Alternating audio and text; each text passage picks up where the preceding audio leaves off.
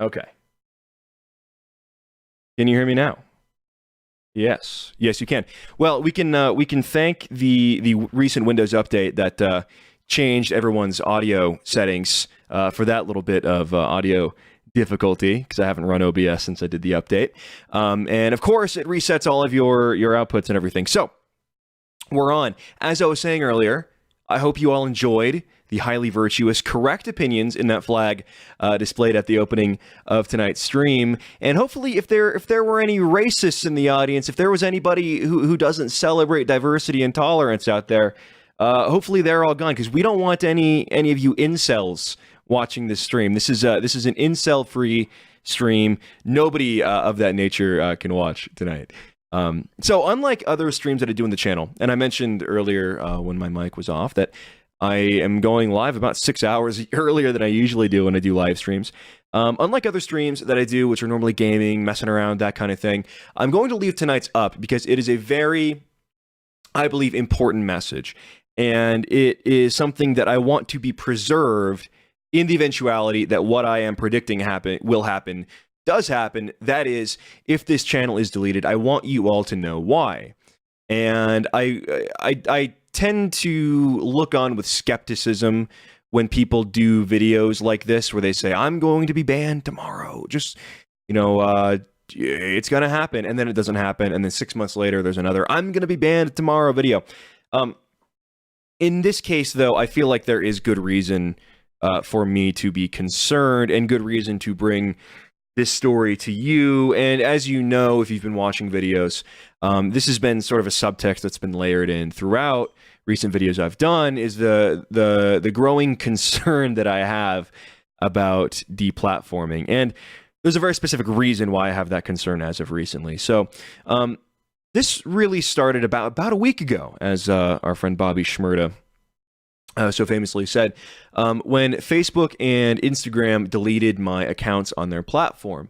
And the people who followed me there, you'll probably remember, I hadn't posted on my Facebook page in 2 months, at least, because I got a 30-day ban, and then I hadn't used it since then. And my Instagram, if you followed me there, you will recall, I had a very hard and fast rule that I kept to almost all the time about never posting politics. I know some people use their Facebook, some pundits use their Instagram accounts as explicitly political pages. That's what Milo Yiannopoulos did. So when Milo was banned, I wasn't as surprised because, okay, this guy is here posting politics every day. Can you not hear me? People are saying sound in there. Okay. People, can they hear me? Yes? Yes, they can hear?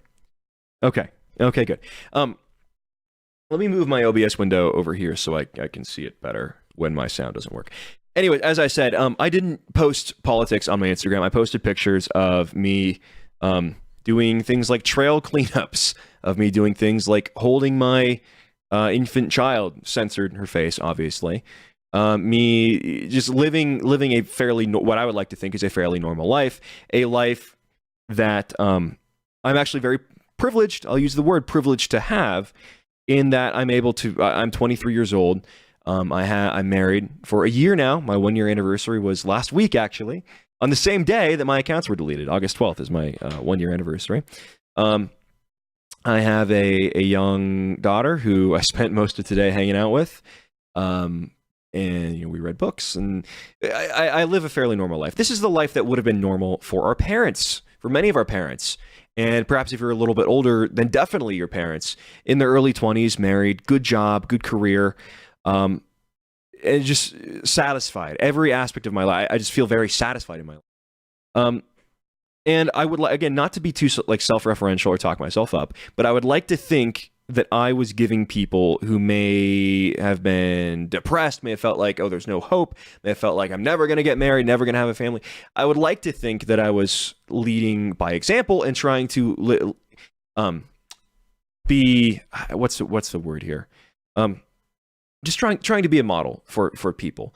And again, that's not to say that I'm perfect. I'm definitely not.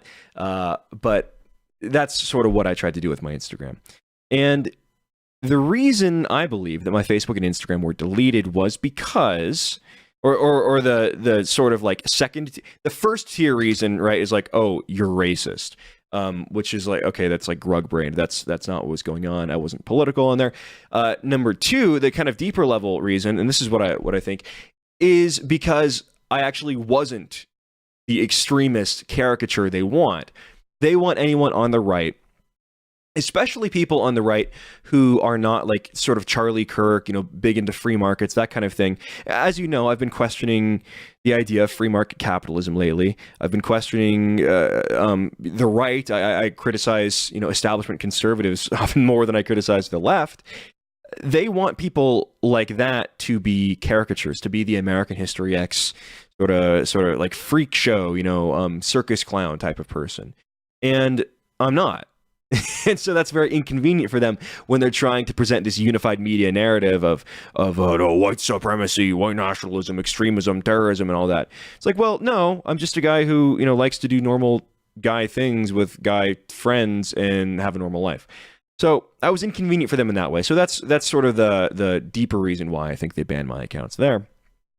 And this is covered in an article on KXLY News, which actually covers me very fairly. This is a local news outlet. I just found this article actually as I was loading this up, where they say Facebook, Instagram delete controversial figure James Allsup's accounts.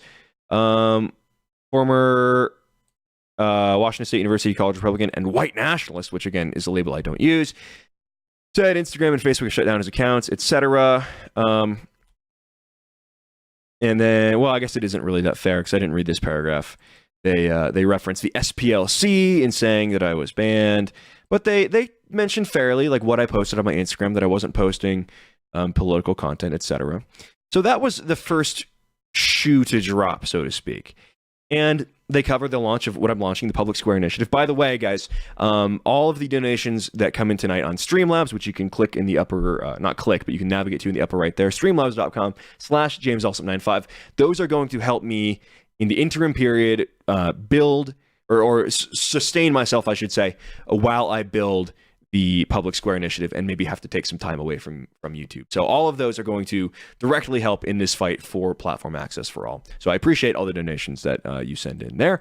That was the first shoe to drop. And then that didn't really get picked up on. But then it did in this article by our friend over here on Think Progress. And this is someone called Casey Michelle. And this article is significantly less even-handed. He says, Facebook and Instagram remove accounts of white supremacist James Allsup. And this is one of the most frustrating things about doing politics, right? Is I have never once advocated for the supremacy of the white race or anything like that, because one, I don't believe in it.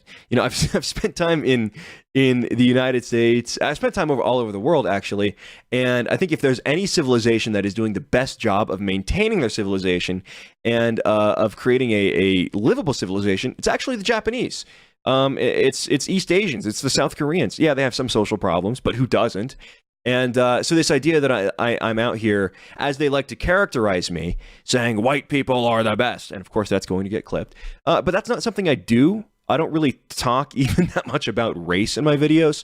And I don't believe there is any superior race, because you can simply look at the IQ metrics and see that white people are not at the top. So it is an unscientific position to be a quote-unquote white supremacist. But of course, nobody really is, right? Nobody actually believes in this sort of caricature philosophy that they ascribe to people. It's a slur. White supremacist is a slur, and it is a slur that is used to incite violence and to incite terrorism against people, and I'll explain that later on. Then you see in the second line here, the subheading, as it were, the Washington-based white supremacist has also been demonetized by YouTube, though his account remains up. Now, that is clearly a call to action to YouTube. And that becomes more explicit in the tweets that I'll show you. Though his account remains up, which is then begging the question, why? If he is a scary white supremacist, which he's not, then why isn't he banned from the internet yet? Why is he even allowed to live? Why is he not thrown in political prison? But let's start with getting him kicked off YouTube. And that's what the goal of this article is, obviously. Facebook and Instagram suspended the accounts of 23-year-old white supremacist James Allsup last week. The latest move to tamp down on fascistic language spreading across the platforms in recent years. Again, this is highly ironic considering the only vaguely political things on my Instagram were like trail cleanups. So if environmentalism is fascistic language, then yes, I agree. Think Progress. Official position is throw car batteries into the ocean is the official position here of Think Progress, I guess. Think Progress first discovered that Allsup's accounts were unavailable during a search of both social media sites over the weekend.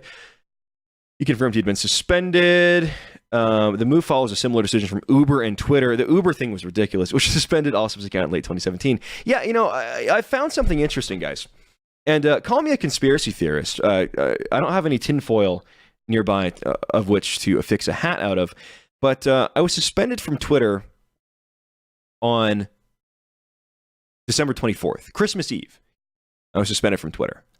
And then on August 12th, which is my wedding anniversary, Facebook and Instagram decided to suspend me from those platforms. This legitimately could just be coincidental, but it seems like there's a personal aspect to this as well. And that now we get to the real crux of this Think Progress piece. Allsup's YouTube account, which is currently over 450,000 followers, remains up. However, according to Allsup, it has been demonetized, meaning that his videos can no longer generate revenue via ads on YouTube. His videos will no longer be recommended. This is patently true. You viewers out there have probably noticed that when you watch one of my videos, the autoplay suggestion will be like a video from Sam Cedar or Vice or like Fox News or something. I'm totally banned from the recommended platform. Sometimes they will show up in like the far like bottom corner of it, but it is nearly impossible to get two of my videos to autoplay in a row. In fact, as far as I know, it is impossible. A spokesman for Facebook told Think Progress they removed Allsup's accounts for violating our policies against dangerous organizations and individuals. Again, posting photos of my family, posting photos of me and my daughter is far-right extremism, apparently, to Instagram, as that is the majority of what I did. Also, I guess some bodybuilding posts, like way back in the day. Google, and here we go. Here we have snitch journalism culture in full display, right? Google, which oversees YouTube, did not respond to Think Progress's requests for comment on the matter. This is the political equivalent of the teacher not responding to a request for comment from the kid who is reminding them that they forgot to collect homework. Teacher, little Billy didn't finish problem set 4. Teacher, little Jimmy was running in the hallway. That's basically what this quote unquote journalism amounts to. And it's fundamentally something of a weak-minded and impotent person, someone that is relying on the loci of power, locuses of power, if you will, to exert their will for them. Mr. Michel, Michael Michel, knows that he could not beat me in a debate. He knows that he could not argue the points with me. He knows that if we were to have an actual conversation, and Think Progress bills himself as a website that is pro working class or what have you, or defends workers. Okay, then why are you trying to censor one of the only voices on YouTube that is criticizing the excesses of consumerism, that is criticizing predatory mass migration, that is criticizing destructive trade policies, that is criticizing total abandonment of the American working class by both parties? It's because you don't care. It's because of who's pulling your strings. And we see that financially with many of the venture capitalists, etc., that invest in these so-called woke outlets, and in the people that are exerting soft power behind the scenes, which is what we will get to. And I want to wrap this up before 5 o'clock because I know Nick Fuentes comes on at 5 Pacific, so I don't want to intrude on his show, which is, by the way, a fantastic show. Again, guys, every donation on Streamlabs tonight will go to supporting me while I build the Public Square Initiative, which last night I actually put in the order for the art for the logos and such. So very exciting times for that. The paperwork is filed. The 527 paperwork is filed for that.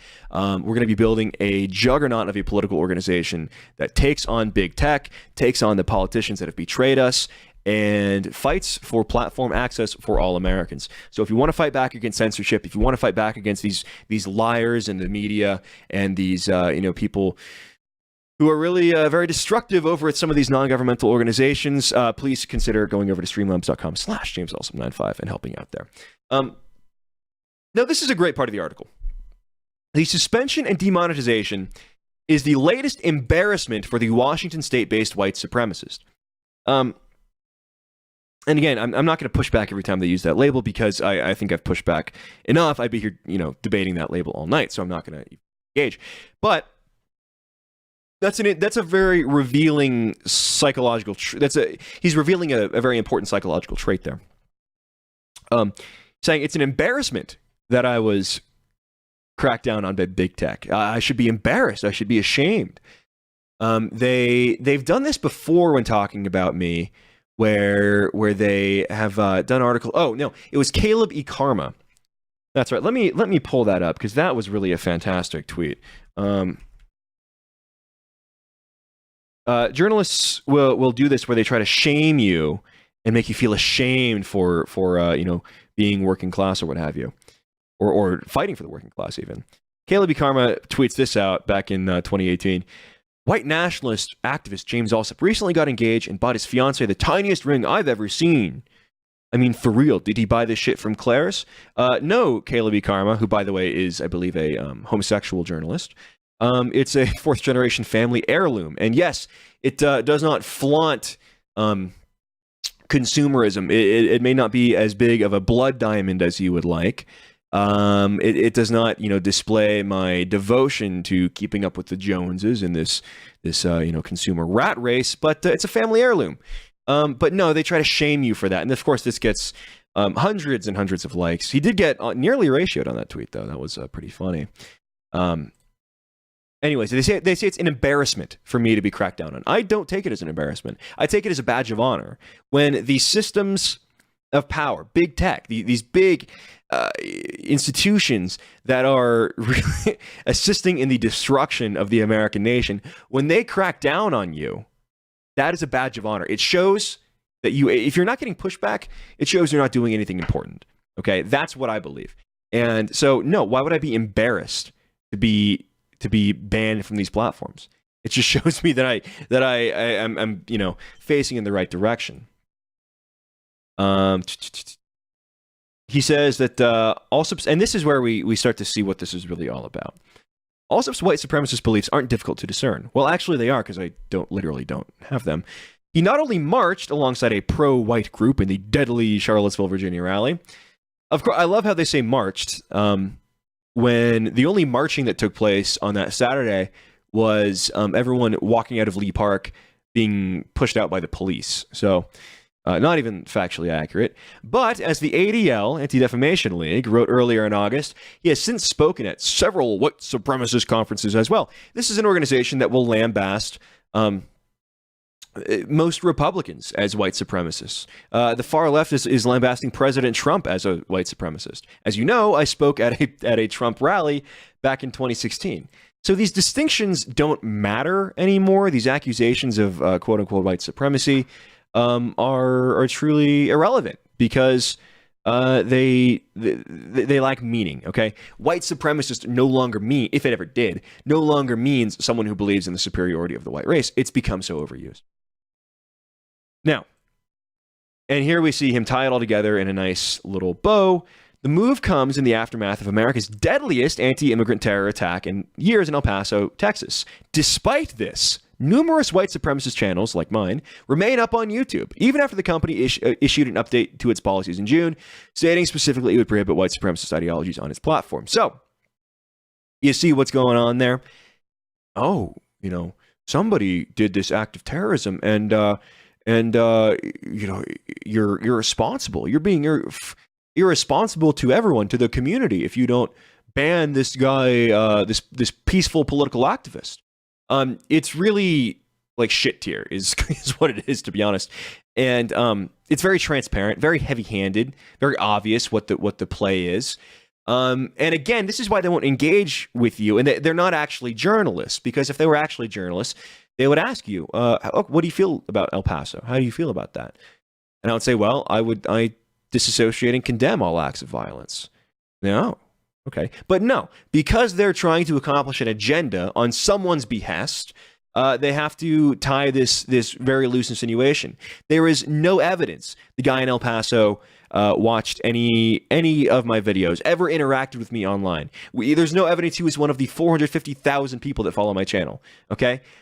So trying to draw this link to me is fundamentally ridiculous. And even if he had been a subscriber to my channel, he actually stated what motivated him to do the attack. It was watching the Democratic debate and watching the Democrats compete with each other on who could give more to illegal aliens and take more from American citizens. So if anybody radicalized this guy, it's not me, it's not the right. We specifically condemn political violence. If anybody radicalized this guy, it is the far left agitators, people on CNN, it is the Democratic candidates. He stated as much in his interviews with police. So this idea that because I make videos talking about immigration, criticizing immigration policy, where I've never once called for violence, I've never once called for people to take vigilante action.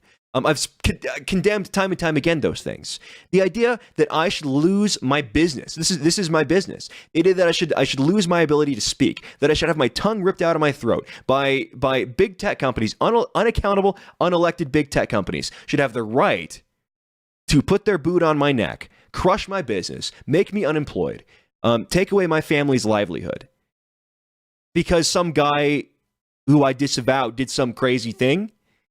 No, it's not a logical conclusion. It's not a logical process they're relying on. They are relying on propaganda. This is simply propaganda, folks. Nothing else. Nothing else. They're trying to incite and scare and intimidate, actually. They're trying to intimidate YouTube into saying, well, if you don't ban this guy and this guy and this guy, then the next time, some crazy, potentially mentally ill person goes off the rails and does something horrible, then you will be at fault for it because you didn't censor enough. That's what they're trying to do. It's purely intimidation. Now, here's where we get this is really just the crux of it all. As the ADL wrote last week, a significant number of channels on YouTube's platform continue to disseminate anti-Semitic and white supremacist content even after the policy update. My channel was listed in the list of examples. Wow. Scare, haunting, chilling, in fact.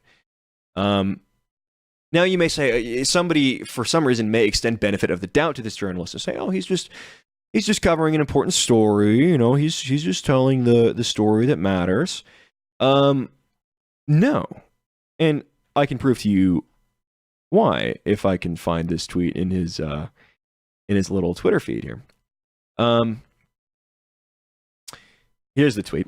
Looks like Instagram/Facebook took down the accounts of James Allsup, a white supremacist out of Washington State. By the way, the idea that people can just go on the internet and tell lies, people can go on the internet and make claims about you and claim that you are part of a group that is universally vilified and by the media and universally looked at as a terrorist threat. The idea that they can insinuate that about you with no evidence. Look, I'm the biggest free speech guy there is, but it seems to me that this is libelous, right? This is maybe perhaps slanderous. What's going on here when they can just tell lies and lies and lies about you? And then when you don't have the ability to defend yourself, it's doubly bad, right? When you are lied about and not given the ability to defend yourself, this would be there's a phrase, the court of public opinion, right? This idea of the court of public opinion where you are judged by the public based on things people say about you or accusations people make. The equivalent then, if we look at public opinion like a court, the equivalent of what they're doing would be like you being taken before an actual court, a criminal court, and then the prosecution is allowed to testify against you, say whatever they want. The prosecution is allowed to present whatever evidence they have against you, manufactured, fake, doesn't matter. Witnesses are allowed to testify against you. And then they call you up to the stand and immediately say, your time for testimony is over. You don't have the right to defend yourself. You don't have your right to express your side of the story. I use this expression a lot now, but it really is accurate. Your tongue has been ripped out. They're denying you the ability to defend yourself, and they are just committing like an institutional level slander against you. And look, being called a white supremacist, it's inaccurate, but I wouldn't be as bothered by that as I am if that were not the key phrase that flips the switch and allows all kinds of incitements of violence, deplatforming, physical attack, economic terrorism. Once you are branded that by the media, by the zeitgeist, not even by the media as a whole, just by anybody in the media, once you are branded that, basically your life is over. Basically, your life is over. And once you're deplatformed and don't have the ability to earn a living producing content, what are you going to do? Right? How are you going to provide for yourself? Are you going to provide for your family? You've been called a white supremacist by powerful, important organizations like the ADL and SPLC. What are you going to do, guy? Whenever your name gets searched on a job application in the future, guess what's going to come up? Your hate watch profile. We'll talk about the hate watch profile in a minute. So this is an institutional level attempt to destroy people's lives, and it's not just me. Of course, I'm uniquely focused on this because it is me, but it's not just me. This is an institutional level to slander and destroy people by truly, I believe, evil organizations, including the ADL, including the SPLC. The SPLC has been doing this over the last few days, and I'll touch back on this, to a guy who, excellent. Whoa. Holy cow, Faustine, man, thank you very much. $200. Keep up the good fight, James. Looking forward to seeing some campus speeches. Faustine, man, I do appreciate that. And I'll read all of these Streamlabs contributions here at the end of the program as to not be interrupted, but thank you very much. The SPLC has been hounding a guy who lives on the East Coast. If you follow the SPLC, you know who I'm talking about. They have sent journalists to harass this guy at home. They have sent Michael Edison Hayden of the SPLC has apparently, from his reporting, has indicated that he went to this guy's home and harassed his wife. They have the neighborhood on the lookout for him. They have they do this truly evil thing where they've incited this guy's whole neighborhood against him. They've been speaking to neighbors. And then this man who's been targeted by this smear campaign has he owns a firearm and he carries a firearm around his house to protect himself after an international hate mob has been incited against him. And then they have, this is the most insidious thing, his neighbors telling the SPLC, the SPLC reporting that the neighborhood does not feel safe with an armed white nationalist in it. Well, why does this guy have to be armed? Perhaps it's because you're giving out very specific information about his home, implying to people where they can find out where he lives with his wife and children, and inciting your rabid, poorly adjusted followers to do what God knows what. I don't know. What are you inciting them to do? Why would you put someone on a list called a hate watch if you didn't want people to take direct action against them? I don't know. Back on topic. We see here that this article was clearly part of a shakedown. Looks like Instagram, Facebook took down the accounts of the white supremacists out of Washington State. YouTube hasn't taken his account down yet because it's YouTube. And he tags YouTube, right? And this guy's a Twitter verified guy for God knows what reason. He gets like one retweet on most of his tweets. He's not a popular guy. He's not an important voice by any means. But he's verified, obviously. And here he's getting 87 retweets and 205 likes. And the reason he tags YouTube, we all know, is because he's verified. YouTube is verified. They see in their verified notification tab, oh, wow, here's a problem we have to deal with. He's trying to get me banned, okay? He's trying to get me banned. Now, if it were just Casey Michel and his, who is, by the way, ex-USSR, I don't know what's going on there, big guy. If it was just Casey, his weird Twitter background, and his 24,500 followers, I wouldn't be that concerned. People have been mad at me before.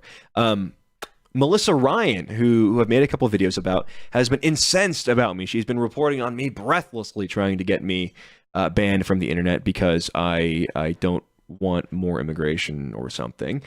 And I wouldn't be that concerned. But this is not a unilateral action. This is not just him like, oh, here's an interesting story, writing an article. And the reason I say that is because we can look here at the Twitter posts, at these Twitter posts. And, there was this big story in 2016 about bots and Donald Trump using Russian bots. Here's a weird thing going on. Why are all of these accounts with a 1-to-1 follow ratio and massive amounts of tweets, 90,000 tweets on this one? 1-to-1 follow ratio, 30,000 tweets. 1-to-1 ratio, 228,000 tweets. 1-to-1 ratio, 300,000 tweets, okay? These are accounts that seem like they follow a lot of people and get the same amount of follows back and have a ton of tweets. Look at this one. 23 followers following 10,000 tweets. I'm not going to say they're bots for sure. I just do find it awful odd that all of these accounts tweet out the same exact thing right at the same time with the same link and the same I guess this one's been translated. Yeah, perhaps it is people just reading the article and using the Twitter share dialogue box in the article, but I have my doubts, especially when so if there were this many people just like reading and finding this important and interesting and sharing it, you would think the original article posts tweeted out by Think Progress would get a lot of traction, right? These would be articles that would be getting retweeted hundreds of times. Well, they're not, because like nobody really cares, because deplatforming stories just aren't popular. Like nobody, there is no real public outcry to do this. And that's an important distinction to make. People like to say when they defend free speech that everyone should have the right to speak freely, no matter how unpopular your ideas are. No matter how unpopular your ideas are, you should have the right to say them. Well, I don't buy that my ideas are actually unpopular. If you look at what I say on immigration, for example, a closed border stance, that is something supported by by a vast plurality of Americans. My video coming out tomorrow about environmentalism is, I haven't looked at polling, but I would wager to guess that my sort of common sense approach to environmentalism is something that's going to appeal to the vast majority of Americans. So the ideas that I talk about, they're not actually unpopular. You're gaslit to believe that because anyone who is willing to defend these ideas and amplify them is intimidated by the leftist social media mob and the fact that they will be out of a job at Breitbart or Daily Caller or wherever they work. And trust me, there are people at Breitbart and Daily Caller who watch and listen and are interested in what I say. But these articles didn't really go anywhere. They got 10 retweets in this tweet by Think Progress. And Think Progress has been tweeting this every couple hours, and it gets no traction. It gets 10 retweets here. It gets 10 retweets here. It gets no retweets from this one. 16 retweets here, okay? So this is not a popular story. And they tweeted it again, and I'll show you. 4 retweets here. This is not something people care about. Not something most people care about. It's something that certain people care about. Let's flash back to the article here. What is the last source they used in this article? It's the ADL, the Anti-Defamation League, that posted this last week saying, despite YouTube policy update, anti-Semitic white supremacist channels remain. And they got a lot of pushback on this, by the way, when they posted this on Twitter. People were calling them out for their anti-Catholic bias. Now, this is what I refer to as a hit list. This can only be referred to as a hit list, and I'll tell you why. These are the people they are targeting to be kicked off the internet. True News, Sanderson, that's Stephen Anderson, E. Michael Jones, Michael Hoffman, Brother Nathaniel. And then here are the quote-unquote white supremacist channels. 122322, Alt Woke, America First with Nicholas J. Fuentes, which, by the way, starts in 55 minutes. American Identity Movement, American Renaissance, Faith Goldie, and then me. They say that I am a white supremacist activist. Not true. Associated with the American Identity Movement. I'm actually not an active member in any organizations right now. My primary focus is building the Public Square Initiative, which I've stated multiple times, who is best known for his far-right podcast, I was a speaker at the May 2019 American Renaissance Conference. True.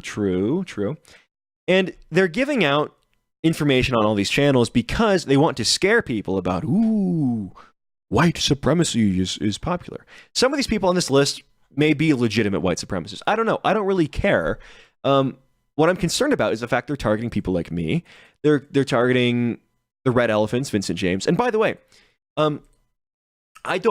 ideologically, I don't believe anybody should be censored for their views, no matter what those views are. As long as you're not inciting violence, as long as you're not directing people to take violent action against groups or people or whatever, you should be free to say whatever you want. That was the whole promise of the free internet, which has, by the way, been significantly corrupted. So here are the channels. But what is the ADL trying to accomplish with this press release? Surely they're not just giving people a guide of channels to look at. No. For years, YouTube has officially prohibited content which promoted or condoned violence or incited hatred against individuals or groups based on core characteristics such as ethnicity, gender, and sexual identity, and religion.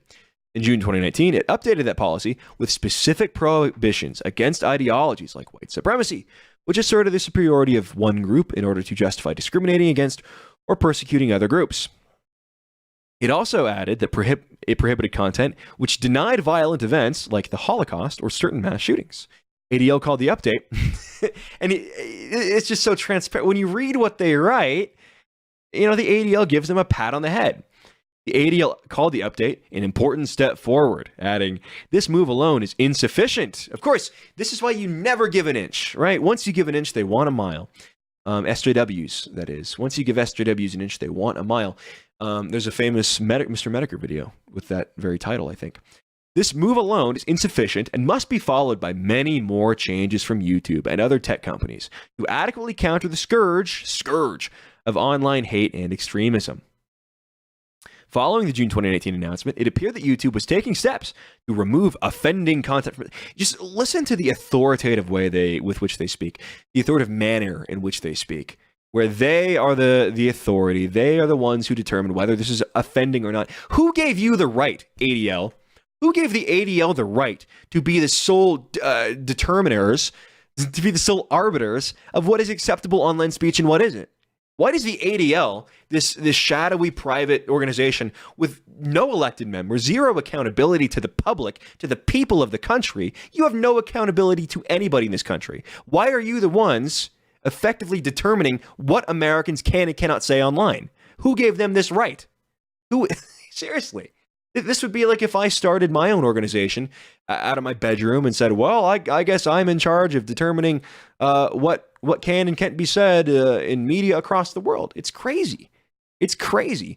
The idea that this country, founded by people who believed in nearly free speech absolutism, the idea that this country has turned over governance of the public square from the people towards unaccountable NGOs and massive unelected corporations really is frightening. It really is frightening. And that is what people need to raise awareness about. That is why I'm launching the Public Square Initiative, which again, streamlabs.com/JamesAllsup. You get it. You get it. This is what we need to fight. This very notion that one shadowy organization is controlling the entirety of American public discourse. It's crazy. To use the Tucker voice. However, subsequent analysis from ADL's Center on Extremism found that significant anti-Semitic and white supremacist content continues to be accessible on YouTube even after the policy update. Implication there is shut it all down, shut them up, shut these people out of the internet, censor them, okay? So here's the timeline. I was debating calling what to title this stream, but it really could be titled The Anatomy of a Smear, The Anatomy of a Character Assassination. Like I said, there is no public outcry to censor the internet. People don't want that generally. If you polled the majority of the American public, people would say, no, you should be allowed to speak your mind on the internet and not be interfered with as long as you're not committing terrorism or inciting terrorism. But of course, to some people, peaceful rhetoric is itself terrorism. As what's her name, Dana Steele said this morning in the video this morning, as Dana Steele said, if you don't want people's children to be thrown in child molestation starvation camps, you too are a white supremacist terrorist. These people have totally lost the plot. So, this is what has to be done from their perspective. Everyone must be censored. So, here's how it works, guys. And this is important. Please, if you're out there watching this, archive this. Save this video. Download this as soon as it is finished. I'm going to be republishing this on BitChute, so it is preserved ad infinitum. But here is how censorship functions. Here is how power really works in this country. People, you and me, we don't have power. We only have as much power as is allowed to us by the ADL and corporations, essentially. In this current alignment, if people were to, and I should say this, that is changing. People are realizing what's going on. People are waking up to the truth about what is going on in this country. People are starting to see through the propagandizing. So there is hope for a future. I'm not saying everything is hopeless or anything. Quite the opposite, in fact. I'm very hopeful for the future. But the way it works right now is that 90% of the American public could say, we want free speech online. But if a powerful organization like the ADL or SPLC objects, there will be no free speech online. So, excuse me, August 15th, 2019, this article goes up. This ADL hit list goes out. When does this article go up? From Think Progress. August 19th, 2019. Heavily sourcing our friends at the ADL. So the directive goes, the clarion call goes out on August 15th, 2019, that these people must be stopped. Then Casey Michel, in order to demonstrate that he is in fact a one that can be trusted, an ally, a good quote journalist that can be trusted by the system, he goes, or he's assigned the article. I don't know exactly how it worked, but 4 days later, this article goes up, highlighting me, targeting me, and singling me out as someone that needs to be destroyed. And it's very heavy-handed what he's doing with this article. They are trying to get my channel shut down. Demonetization wasn't enough for them. Taking essentially half the food out of my child's mouth wasn't enough for these people. They're out for blood. As Sam Hyde so aptly said, never forget that these people want you broke and dead, your children raped and brainwashed. That is so true. So, destroying, cutting my livelihood in half wasn't enough. They want the whole shebang. So this article goes out on the 19th. Okay. And then you see the bot army, what I believe is a bot army. I cannot say for certain. The bot army generate the supposed public sentiment. Oh, there's so many tweets about Mr. James Allsup. We have to do something about him. There's so many tweets. What are we going to do? So action needs to be taken. Never mind the fact these are all like generic, like resist accounts, right? Accounts like this. 50,000 tweets. I block trolls. My vote counts. I vote blue. This is definitely a real Jesus. Check out that ratio. Retired VARN and queen of my domain, mom, evil stepmom, proud GG, devoted mommy of spoiled rotten mini pin, hashtag the resistance, hashtag illegitimate president, hashtag impeach. Okay, so whether these people are real or not, I have my doubts. This supposed public sentiment is generated, and it's very interesting who you find in the midst of all of this tweeting. You find Joanna Mendelson. Now, Joanna Mendelson is not a bot. Joanna Mendelson is the senior investigative researcher for the Center of Extremism, ADL, national expert on domestic terrorism-related issues. She doesn't have a high follower count. In fact, she has fewer followers than most of those resist bots. But her tweet got more engagement, and I'll tell you why. It's because she is someone that is to be listened to. She's not verified. She doesn't have a huge Twitter presence. But people in the know when she speaks. In fact, you could look at her, who follows her on Twitter, and you'll see what I'm talking about. She is someone capable, even with only 2,000 followers, of generating a narrative. And generate a narrative she did. Then you have Mark Pitcavage, the senior research fellow. center on extremism, Anti-Defamation League, expert on right-wing extremism. How convenient, how funny. So what you're seeing here, folks, this attempt to deplatform me, it's an ADL op. This is an op by the Anti-Defamation League, which is an organization that routinely slanders the American right, routinely slanders conservatives, routinely slanders, and I'm not even trying to say that I'm a conservative because I'm genuinely conflicted about which label to use. I am unabashedly, however, an American nationalist. I am also an environmentalist. I'm also somebody who believes, who is, dare I say, becoming anti-capitalist, right? So these are all nuances that they don't really want to engage in. They just want to shut down the conversation, label you a white supremacist, shut you up, and, you know, perform a character assassination. And they'll settle for character. So here we have these powerful ADL figures leading this charge on Twitter to get me deplatformed. Isn't that funny? And they're linking to that Think Progress article that explicitly calls for me to be deplatformed. Funny. You know, I'm just surrounded by coincidences here. And then we have the local journo, Daniel Walters, who, you know, despite having 31,000 tweets, has worse engagement than even a resist bot. And this guy's a real journalist, quote unquote. So you see what's going on here, folks. You can tell that this is an op by the Anti-Defamation League. Now, the hit list. I used the phrase hit list on purpose. Why? Why did I use the phrase? It was not an accident.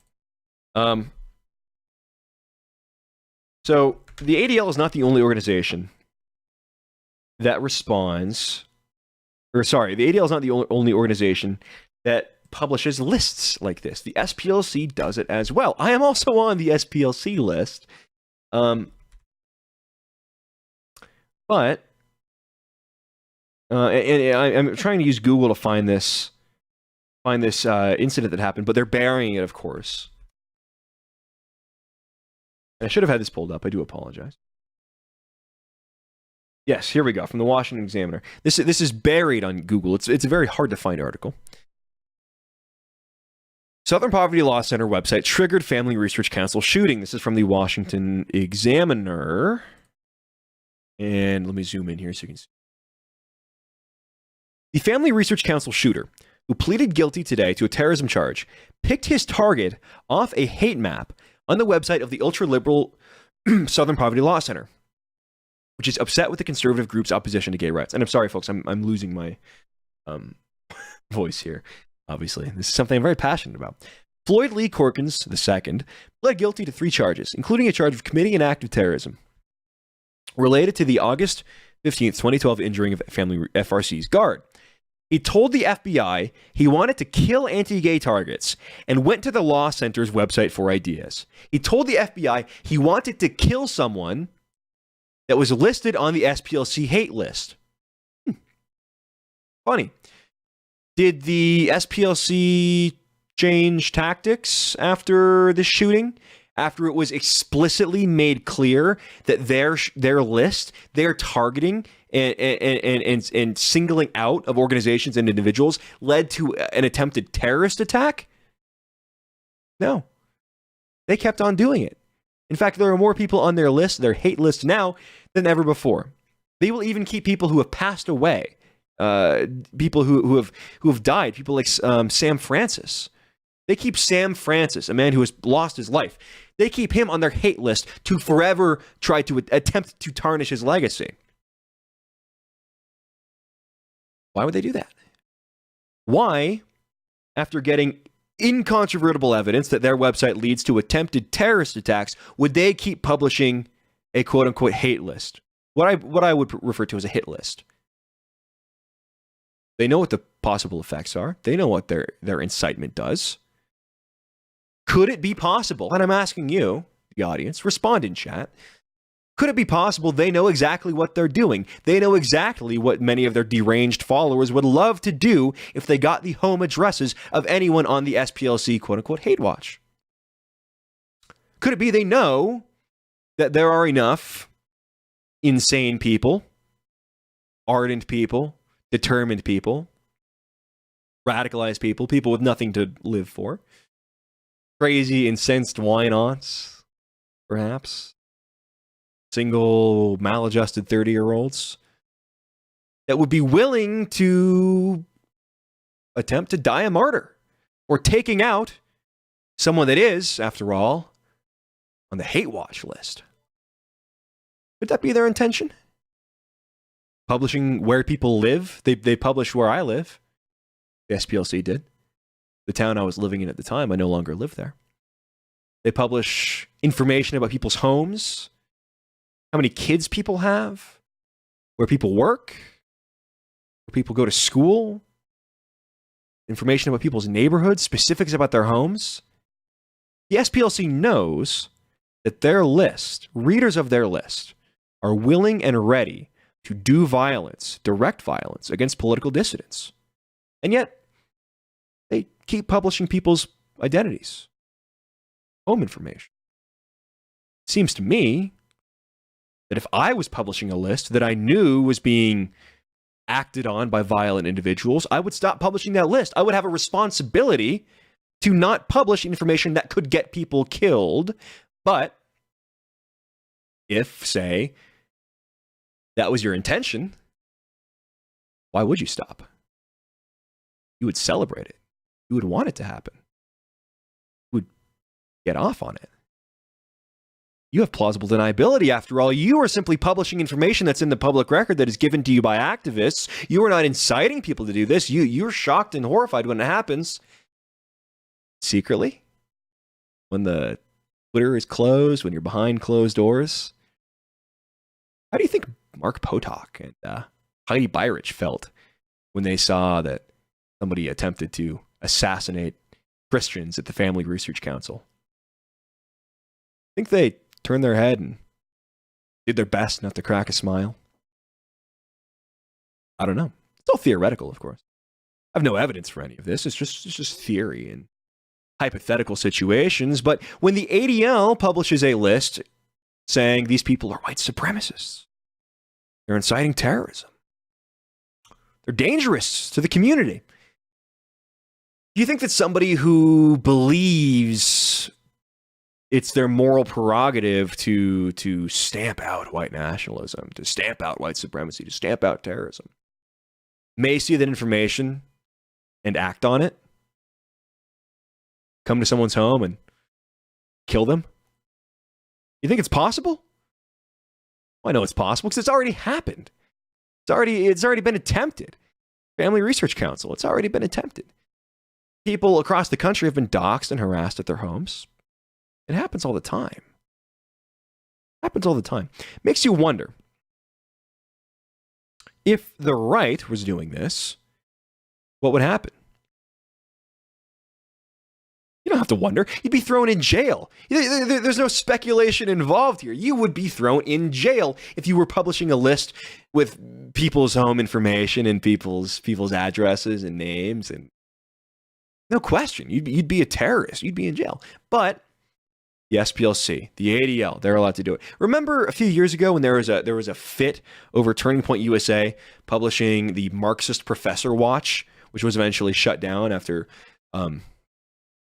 industrial level complaints and whining from groups and individuals affiliated with groups like the SPLC and ADL and the Journo class. Remember when that happened?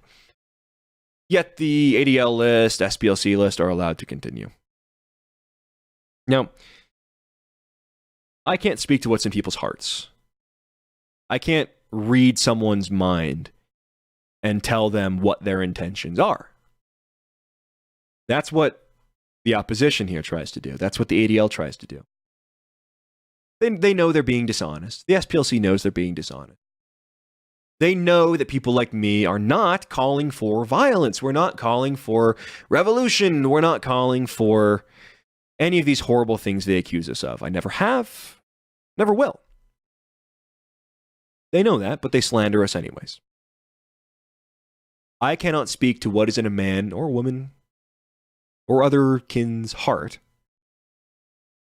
But I know that if I was in the position the ADL and SPLC are in, and my main function was on one level to destroy the lives of young families. Vincent James, who's also named in the ADL list, is a young man with a family. Who, I say young man, he's a little bit older than me, but he has a family. He has kids. I am a young man with a family. Many of the other content creators on that list are people who have built small businesses on the internet to support their families. And on the one hand, this speaks to how sick this is. On the one hand, the like straightforward explanation for the ADL is like, oh yeah, our goal is to take food out of babies' mouths. That's what we try to do. We try to make kids homeless. That's kind of our thing. On the one hand, it's like, okay, guy, not exactly great optics.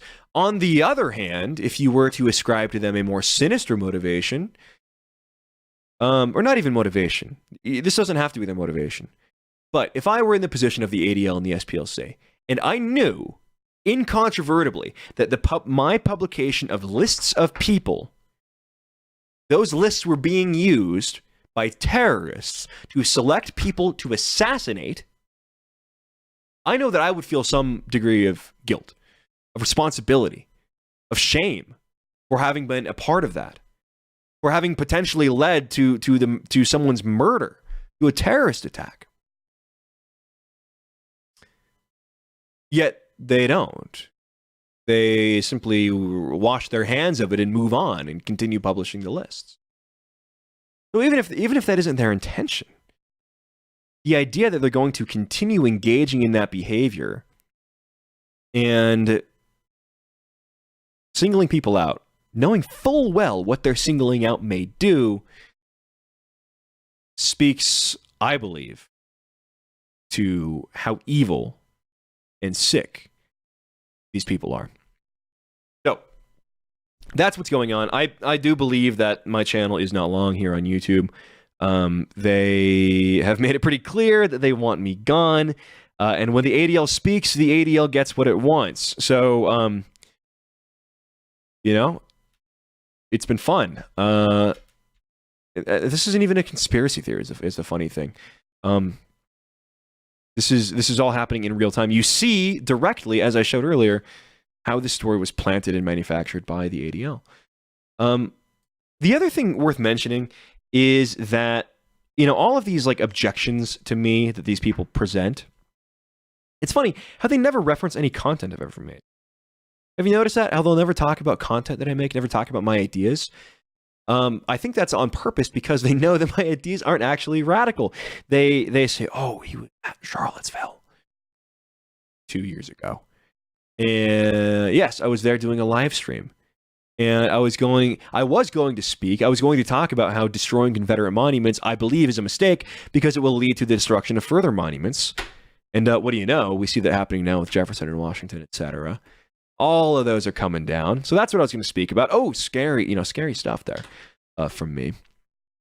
They mentioned that I spoke at American Renaissance. Watch my speech there. It was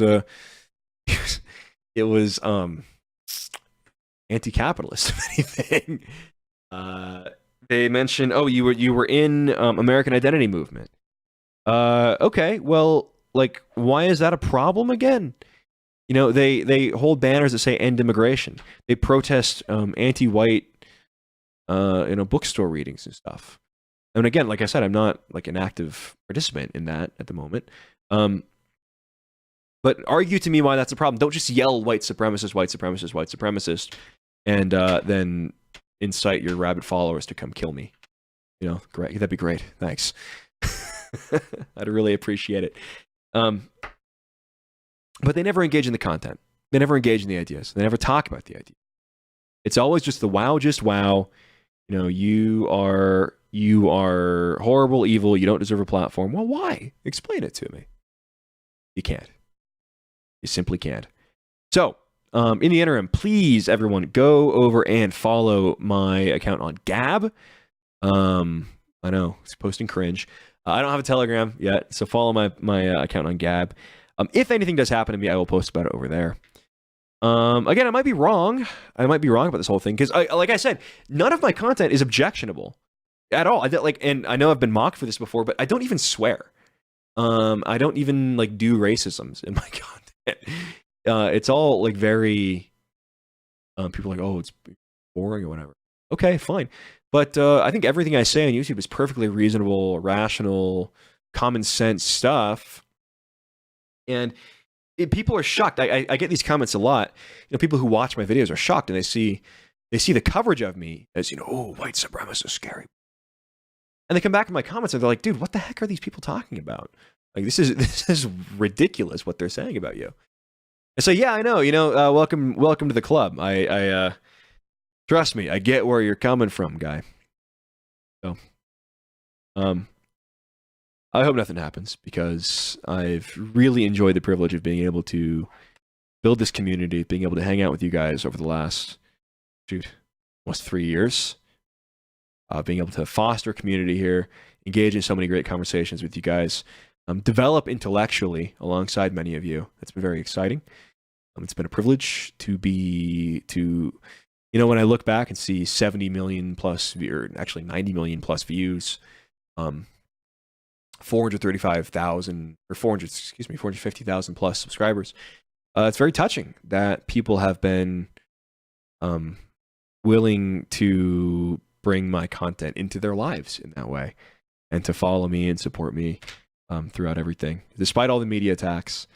I used to be just a guy who would engage in debates on politics in my college poli-sci classes, or we'd have debates till 3 a.m. in my dorm laundry room. So to be able to do this for a living for as long as I have been has been really a pleasure and a privilege, and I thank everybody for helping make that possible. Again, hopefully this isn't the end of it.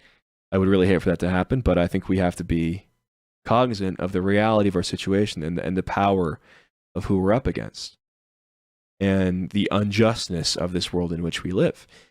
And you're being melodramatic. Well, maybe, but I think I'm entitled to it. We have to be cognizant of what the reality may be. Like I said, I'm going to be building the public support initiative, which you guys can support directly when it goes up. You can support me directly through the Streamlabs link above or through Bitcoin. I do appreciate the Bitcoin. That does help a lot. It's totally untraceable too, by the way. I'm not going to give up. I will be candid here for a moment. The psychological toll of every day being attacked by people with huge platforms, people with so much power, institutional power, as a white supremacist, as this evil person. Gaslighting is a real thing, and the term is overused, but just the psychological toll that takes on you after a while of like, wow, this these people have the ability to shape reality. You have no ability to defend yourself. You're being intimidated and labeled and really destroyed unilaterally by the GOP, by leftist media on all sides, for simply speaking the truth. It does get to you. And I'd like to think that I've been pretty strong and resilient through all that, and to not give up when a lot of people would. But again, I don't like to talk about myself. So that's enough of that. Thank you all again for everything. We're going to win, is how I should end this, right? We're going to win. We're going to, this may sound Hollywood-esque, but evil empires, I don't believe, can last forever. The greatest empires in world history have been, there has not been a great empire in world history that has survived on the subjugation of its populace, right? Of its native population. The Romans didn't achieve near world dominance by mentally castrating and beating the shit out of the Roman people. Okay? They didn't do that. the English, didn't colonize the world and have dominion over the seas by teaching their own people that we Brits are evil and oppressors. No successful empire or successful nation really has ever told its people that they are evil and prohibited its people from speaking out on their own behalf. So the system, this oppression cannot last forever. The censorship cannot last forever. People don't like it. People don't want it. As soon as people start realizing it is okay to stand up for themselves, it is okay to reject corporate tyranny, it is okay to demand the right to public platforms, it is okay to not be bound by this sort of libertarian psychology that states, oh, we must all respect corporations' right to censor who they want. No, we don't. These are the new public squares of the 21st century. They must be treated as such. So, people are waking up to that. I'm sure of it. Now, let me read all of your Streamlabs donations. I do appreciate them. We are going to read those. I'll hang out for a little bit. Maybe we're at what, an hour and 8? Yeah, we'll give it another 10 minutes here if donations are trickling in or if people just want to hang out in the chat. We'll talk. I have a bang here that I'm going to crack. As I said earlier, Faustin Man, $200. Thank you so much, my man. Keep up the good fight. Looking forward to seeing some campus speeches. Thunderman 1555 donated $5. Hey man, keep up the good fight. Thank you very much. Glenn C donated $5. Epic Allsup Fuentes campus content at WSU when? Best of luck, my man. Yeah, I'll see if the WSU College Republicans president will get Fuentes and I out for an event. That would be epic. Maybe Scott Greer too. Carrots, $5. What can be expected from Gen Z in future such as Soph? What hopes do you have for them? And is there any... Oh, I'll just cut that off. Is there any victories they have made you lie? And is there any victories they made you lie? I don't quite understand that. But when you ask about the future of Gen Z, the future is bright. And this is why the system is reacting as it is. This is why they're censoring people so hard, because nobody's falling for their BS anymore. Ben Shapiro, for example, is the system-approved standard of conservatism. Okay, well, Ben Shapiro goes on this podcast last week and says that if you can't afford basic necessities like a roof over your head, it's your fault for taking that job. How out of touch can you be with regular people, my man?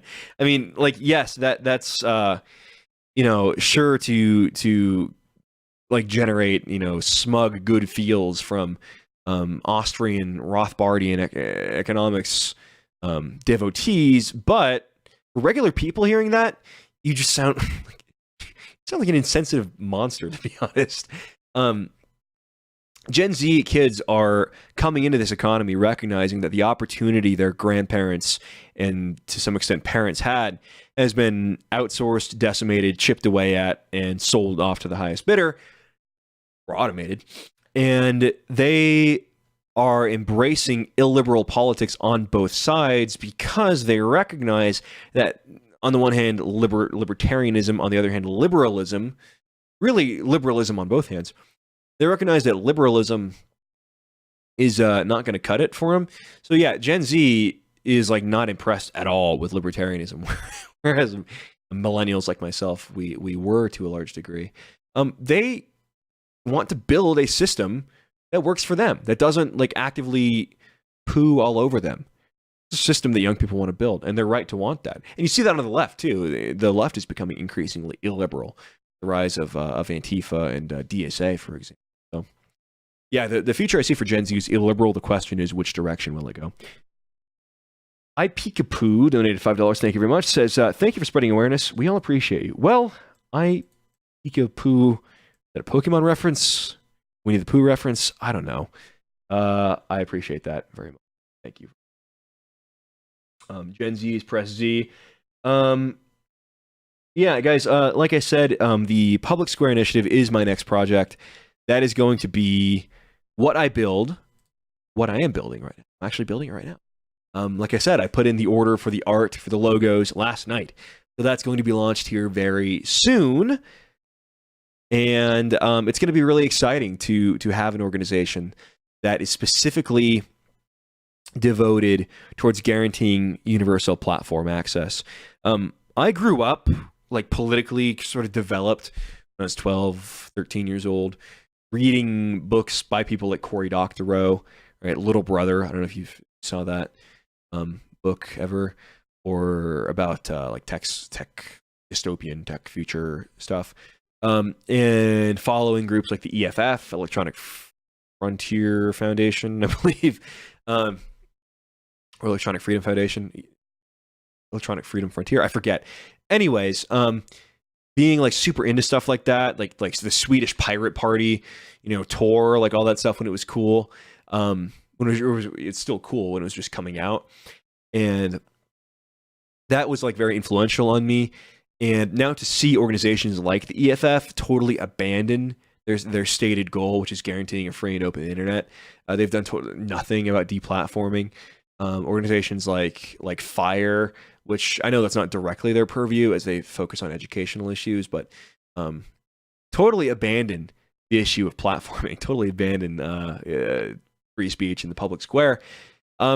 It's become very clear to me that there needs to be a legitimate player in that sphere that focuses entirely on guaranteeing platform access and does that through, not just through like sitting back and whining, right? That does that through confrontational direct journalism, confronting people, like much in the style of Project Veritas or even Laura Loomer, who I believe do good work. Doing things like aggregating all of the deplatformings that happen, making lists of people who are banned from certain platforms, organizing them to come together and discuss how deplatforming has affected them, quantifying the extent of the deplatforming problem in easy to digest reports, that people can process directly numerically, right? These are all things that need to be done, and it's becoming increasingly clear to me that I don't have a like bright and shining future on YouTube, right? I'm losing, YouTube is deleting subs from my channel every single day. Even people in my own family are reporting that they are unsubscribed from my channel, that they're not getting my notifications anymore.